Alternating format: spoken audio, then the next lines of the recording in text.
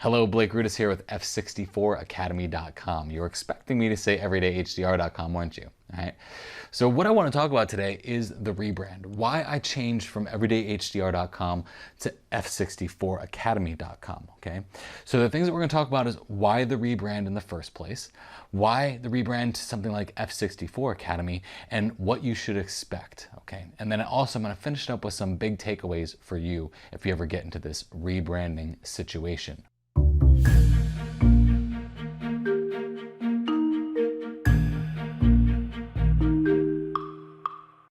So the first thing, why rebrand? All right. Well, I had intentionally planned on rebranding in the end of 2016. So this was going to be just as 2017 was coming on board with a whole new idea, a whole new function to EverydayHDR.com. EverydayHDR.com was actually going to stay in place, and then this F64 Academy was going to take over. However, something really paramount happened at the beginning of January. So I reached out to a seminar event that's pretty big, and I asked them, hey, would you be interested in me being a speaker there? And typically this is what I want to do. I want to branch forward into this speaking thing at seminars and different places around the world, because I have this huge passion for teaching. Well, the email I received back was, hey, we're kind of stacked, but we'd love to have you. However, there's not a lot of interest in HDR photography. As a matter of fact, only about 5 people have even signed up for the HDR course. And my heart just sunk in my chest.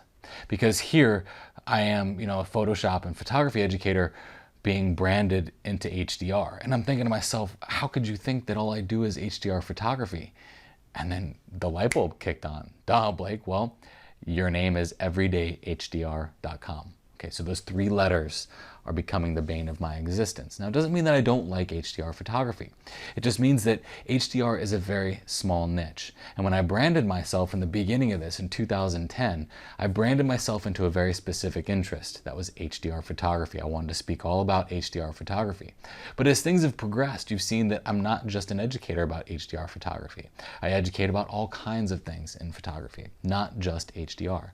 So my response to this email was, thank you very much. I really appreciate your candid approach to telling me why that I might not be a good fit. But then I said, I do plan on rebranding because I am a photography and Photoshop educator. And at that point, I was brought onto the seminar, so I was able to save my skin, so to speak, in that perspective. But that's not the main reason. Okay, so then number 2, the reason for the rebrand and HDR specifically. Camera sensors have gotten so great these days that the actual act of HDR, what we know as HDR as far as tone mapping is concerned, is fading away very drastically. If you do a Google AdWords search and you look for HDR photography, the searching even for that topic alone has dropped off dramatically as the years have progressed, because HDR is less of a thing now and more of a standard. And you don't realize that it's actually standard. A lot of people say, I don't even like HDR photography, but in reality, they're doing it, okay? The idea behind HDR photography is heightening the dynamic range that is in a scene. And you can do that with the shadows adjustments, the highlights adjustments, all those things that we typically do right now in something like Lightroom or Adobe Camera Raw can be done on a single image without having to go through the painstaking process, if you want to call it that, of tone mapping an image. Some people do look at it as a painstaking process. Now, it's not to say that I'm never going to do HDR again. I'm just saying that as camera sensors have developed, the need and the yearning for HDR has slowly started to dissipate. So I'm not as big as a proponent anymore on tone mapping as I am just making a good image. Now, that does involve some HDR techniques that I would consider HDR techniques, and I talk about those things in my trainings as you've seen here over the last couple months. Number 3, the reason for the rebrand is the type of content. You see, over the last 5 years, I've felt this obligation to only talk about HDR and try to relate everything to HDR.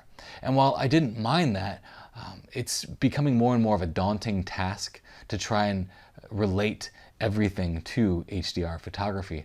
And quite honestly, I would rather not have to do that.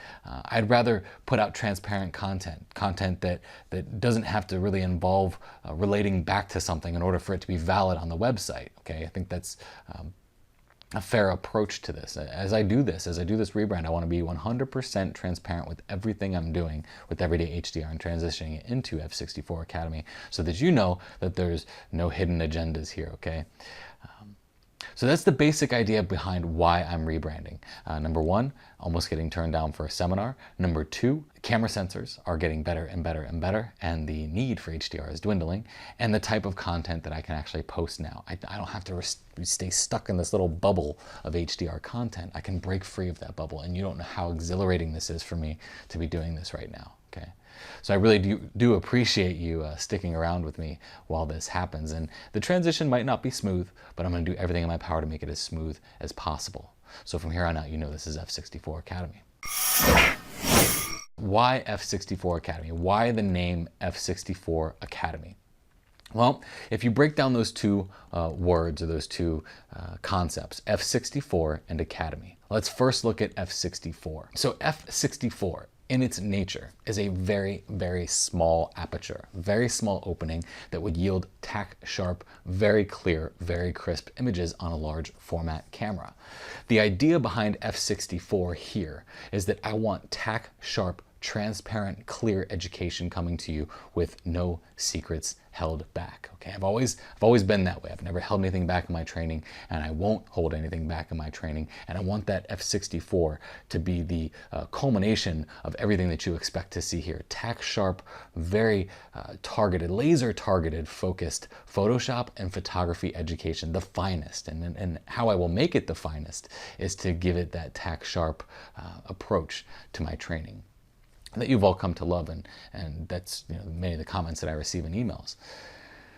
Academy. Now the word academy is a place for the arts to excel, essentially. If you look up the word academy in the dictionary, an academy is a place, it's a place of higher learning, higher education. It's not just a school that you go to. This is a place that you go to learn a specific trade, typically in the arts and sciences. So tack sharp Photoshop and photography education at a higher level. That's the whole meaning behind F64 Academy and why F64 Academy exists. Now there's also, if you look into it, there's some historical purposes behind F64 Academy. If you look into Group F64 with some of our founding fathers of photography like Ansel Adams and several other photographers, about 11 photographers came on board with this Group F64. Their approach to it was the straight photograph. You know, Group F64's concept was to put out straight photography and break away from the pictorialists and prove that photographers were artists without having to make the photograph a mixed media art form. So if you look at this, F64 Academy's approach is going to be that photographers as artists approach with the finest Photoshop and photography education that you can find there. And that's my goal. That's my vision for F64 Academy, and that's what I want you to know for F64 Academy.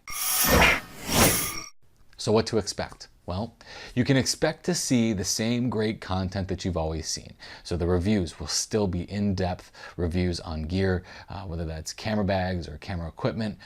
All that stuff is still going to remain just like it is now.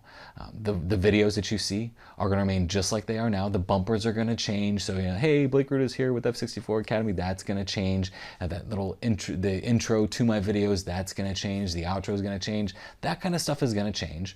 But for the most part, everything is going to be just as you've known to grow and love here on formerly EverydayHDR.com. But you can also expect to see a different take on photography in general. Like I said, I'm no longer stuck in that bubble of HDR photography, so now I've got the ability to branch out and discuss anything I want about photography, and you have no idea how bad I've been wanting to do this for a long time, because as you've seen, last year I came out with the Artist's Eye, the Intro to the Artistry, and that was a course that I did on how to become a photographer artist, okay? Those are things that I like to teach about, but they branch completely away from HDR photography. So I'm not going to be stuck to a bubble. You can expect to see a lot more education. I can talk about many more things that don't have to involve HDR photography. So this is exhilarating for me, and it should be exhilarating for you, because now you get to see a whole gamut of photography stuff all coming right at you in this F64 Academy. So what are the big takeaways here? What's the important thing? Well, I want you to think about this. If you ever decide to start a website, start a brand, maybe you are just a hobbyist now, but you found that you want to start a blog, really consider the niche that you're getting yourself into. And think about that niche and the niche influence on other people. So we've got to talk about HDR photography, okay? HDR photography, about 5 years ago, was a thing. And it was the thing that a lot of people wanted to know. It was a lot of people had interest in it. But as it's gone, HDR photography has kind of gotten a bad name because of some of the bad HDR that you see out there. So a lot of people are completely put off by it. I can't even count how many emails I get per week that say things like, "Hey Blake, I love your education. I don't do HDR, so I'm really not here for your HDR stuff, but I'm here for your Photoshop and photography stuff."